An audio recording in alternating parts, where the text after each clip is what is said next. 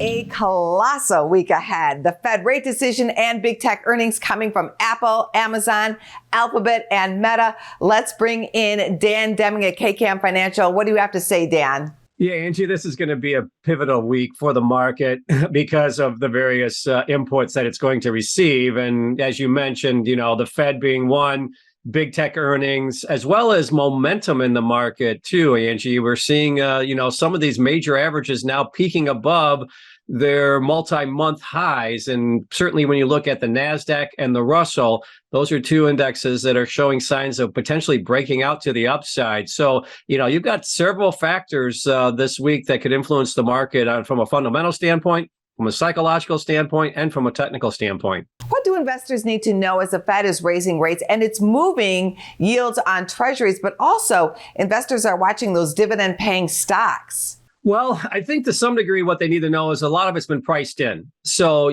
that's something that the market has a tendency to be forward looking. And so if you look at the way that the bond market is priced, it's anticipating the high probability of rates being lowered at some point in the second half of this year. So that's yet to be determined, but that's how the market's being priced. So that's something that needs to be considered when you have these types of announcements. Couple that with, as you mentioned, the dividend stocks that are, certainly, and there's some competition now with yields in treasury markets versus some of these dividend payers. Now, they performed well last year due to the fact that, rates continued to creep higher, but the dividend payers typically show large cash flows and the market likes that. As we move through this cycle, Angie, it's going to be interesting to see how much of the dividend payers hold up relative to the fact that we continue to see somewhat elevated yields in the treasury markets that are competing with those dividend paying stocks. Interest rates are becoming more attractive to people who are saving their money or investing their money.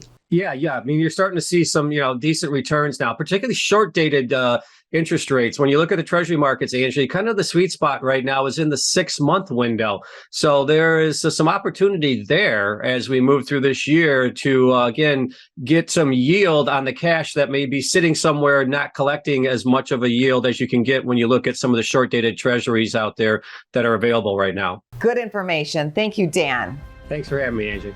Go to businessfirstam.com for where to see our show on TV.